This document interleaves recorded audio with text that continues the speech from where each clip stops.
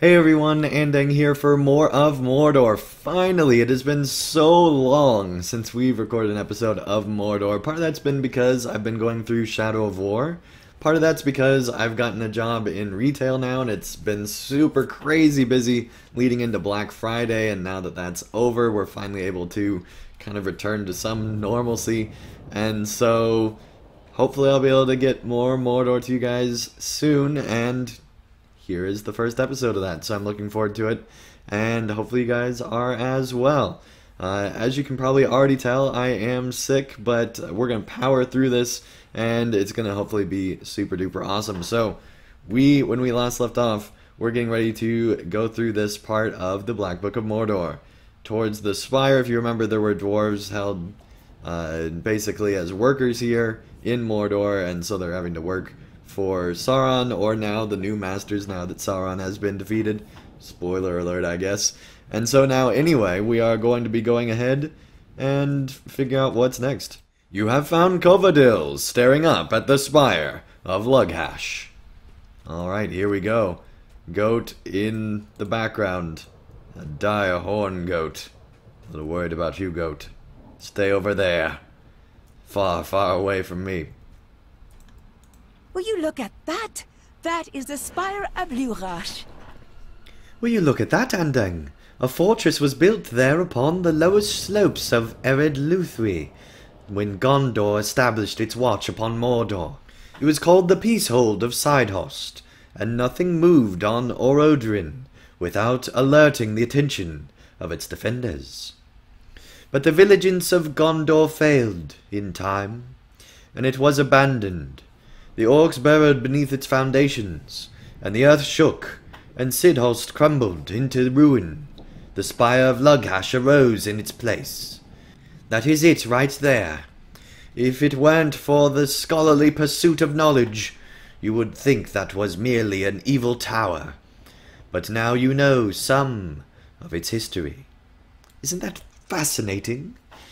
But there was once a Gondorian fortress there, and I wonder if there might still be signs of it. You should do what we scholars of the House of Lore often do when we want to unearth lost knowledge. We dig about in the debris, Andang. You never know what you might find. Search the old ash piles all around the spire, and see if you can find some remnant of Gondorian presence here, for knowledge and for knowing. Alright, yes, we will search the ash piles, because that sounds like just a fantastic idea. So, here we go. Whoa, that is a crazy blood moon there. I don't think the moon was that color beforehand. Oh hey, look, ash piles right outside here. Let's turn on floaty names so we can see things a little bit easier. Alright, looks like the others are on the other side of the tower, so we will go and find them. Alright, it looks like we found broken metal pieces that we now need to take to Covadil, so let's go ahead and do just that. Alright, let's see what we found. Digging in the debris is never a waste, not for a scholar of history. Did I not tell you? Digging in the debris is never a waste, not for a scholar of history. And if you're attacked by a lizard while doing it, well, it's even better.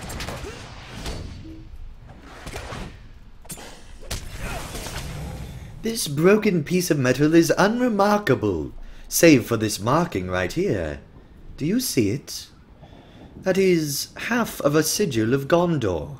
Nay, not even a half. It may be more of a small portion of a small portion, but even a portion's portion is a delight to one who thirsts for knowledge. This tiny remnant of history has emerged from the ash, a reminder to us of Gondor's resilience. My master will surely find value in this discovery, even if I was not supposed to adventure here and am now being crushed by a giant Mordor beast. The House of Lore will benefit from this. I do not doubt it. This is much more interesting than anything I might have found in Osgiliath, so close to Minas Tirith, even though this is only a portion of a sigil, whereas in Gondor, I would have found many far bigger things. But anyway, far more interesting, of course. And I love the ash that makes me sound like this. It just completely destroys my voice. But it's fine, really. It's totally fine. This is a land of danger. An unknown land. And the rewards are greater to match. Alright, so we get Invaders Gauntlets. Or gauges or gloves. But we, of course, as the champions that we are going to take gauntlets, even though they're not as good as what we already have. Hold on. Do you hear that? There are people approaching from down the road, and they sound as if they are in a tremendous hurry. Okay. What is going on? Madness at Barad-dûr? That sounds pleasant. So if you remember, we were at some point going to be going inside Barad-dûr, but then we got all these other quests to be doing outside, so we never did, I don't think.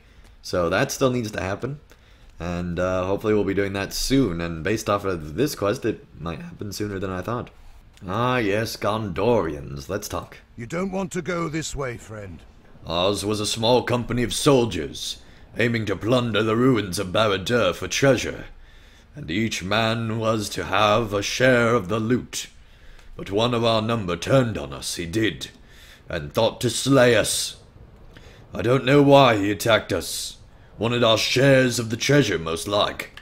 But I can't see as to why Rogrin would strike out at his fellows like that.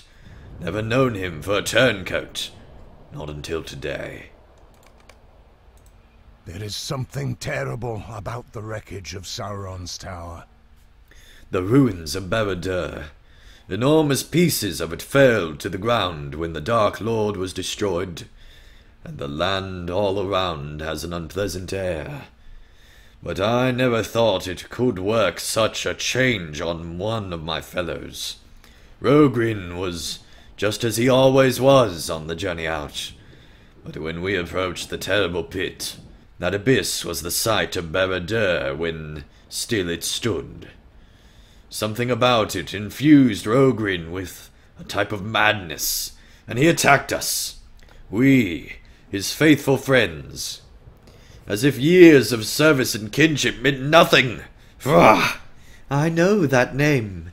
I spoke with Rogrin at the Black Gate, and he seemed a nice enough sort. He did not seem the type to attack his friends. Really? That's what you're actually saying that? Alright. I think Ferenc is right. The abyss where Barad-dûr once stood is still surrounded by corruption, and it drove Rogrin to madness. You have to find him before he harms any others, or himself. But do not kill him, please. He's such a nice Rogrin. Remember the lesson of the metal scrap from the ash pile.